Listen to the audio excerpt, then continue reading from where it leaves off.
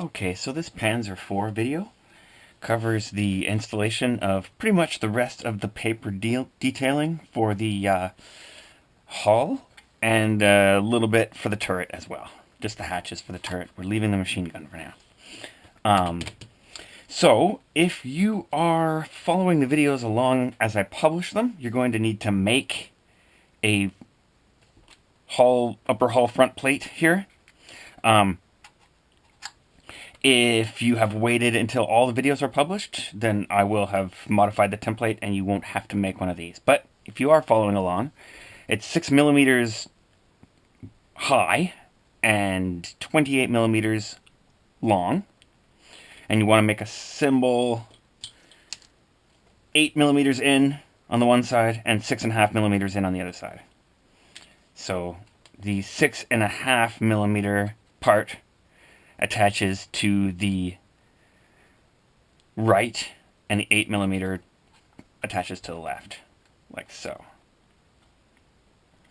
But that's only if you're building along with me as I publish these videos. So cut out all the rest of the parts except for the machine gun and the machine gun mount from your template. And actually I've still got to cut these turret hatches apart because they're so small that I just leave them as one part until the very last moment. So I'll do that now.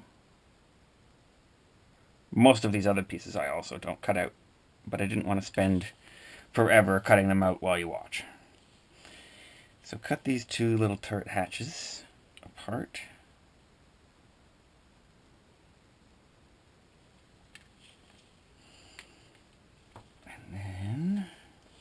Guess we can start by installing those. So take some 4-to-1 glue. You actually could technically leave these as one piece, but it looks a bit better to actually have them as separate parts. You can kind of see that it would open as different doors rather than looking like one door. So I usually just use the back of my brush to modify where the part sits. You can also use like a bamboo skewer for that, but you got the brush in hand, so it's obviously right there for use. You can see you can leave a little bit of a gap between them, and you'll be able to see that on the final model. So careful where you're holding it while you install the second side so you don't knock the first side out of place.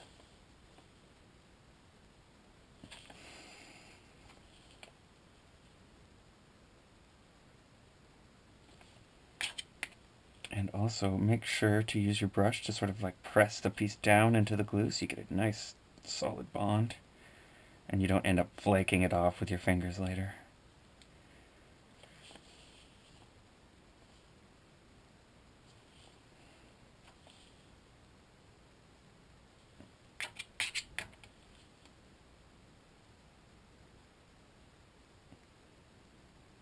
So yeah, the advantage of cutting them apart is that you don't have to install them right against each other. You can leave that little bit of an extra gap, which looks really nice in the finished product.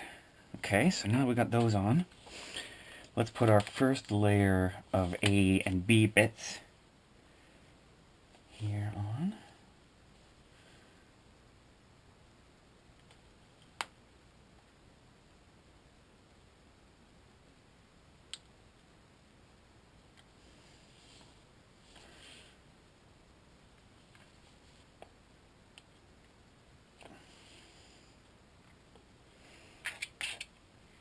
Now, if you don't get the second layer to match the first layer perfectly, you can use your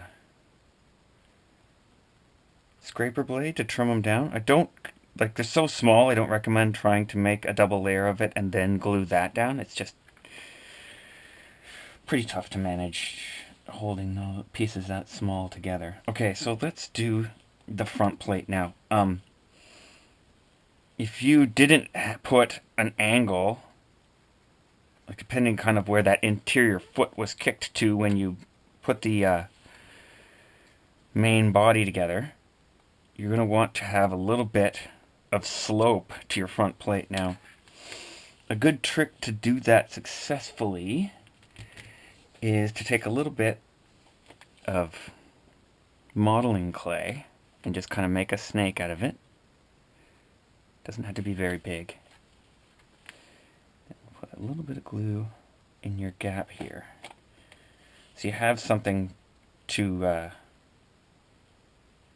kick up against with that front plate. And obviously that will be a different size depending on how much of a slope you're trying to get. You don't want it to be up and down. You want it to be a little bit sloped, but not very.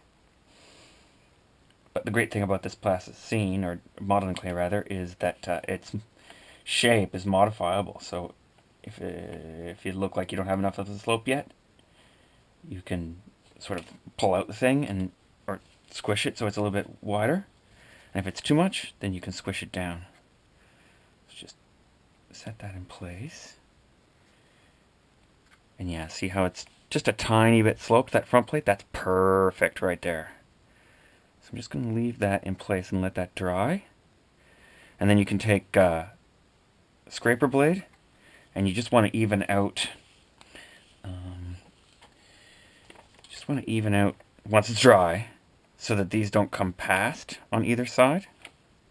And then you can use patches to fill these gaps here if you have a gap on either side.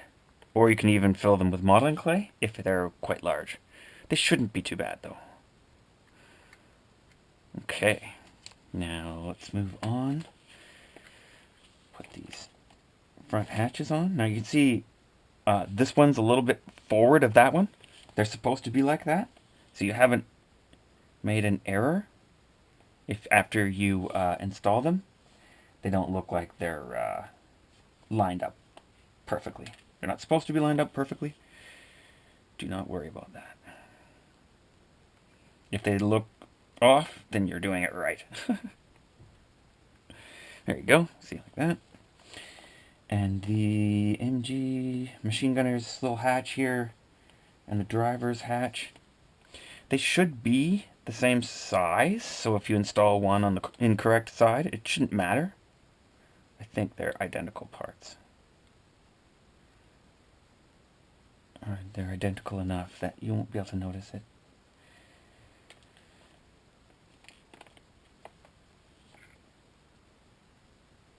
And again,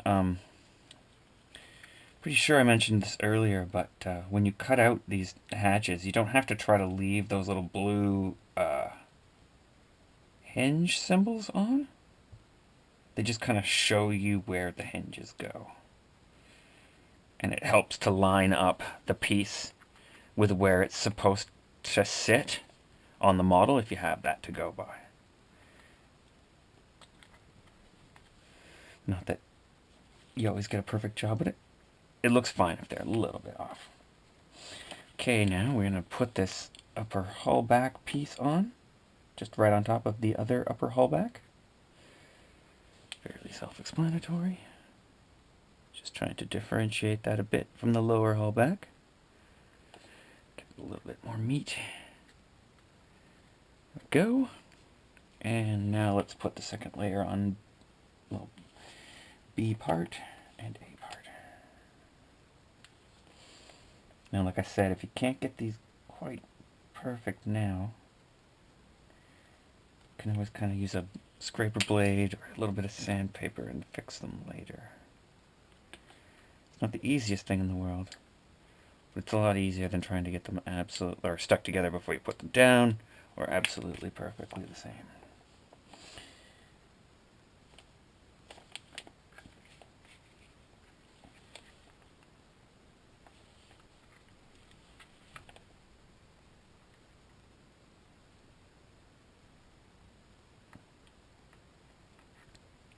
Alright, and that gets you the first layer of detailing. Getting into the fun parts now, starting to make it look like it's supposed to.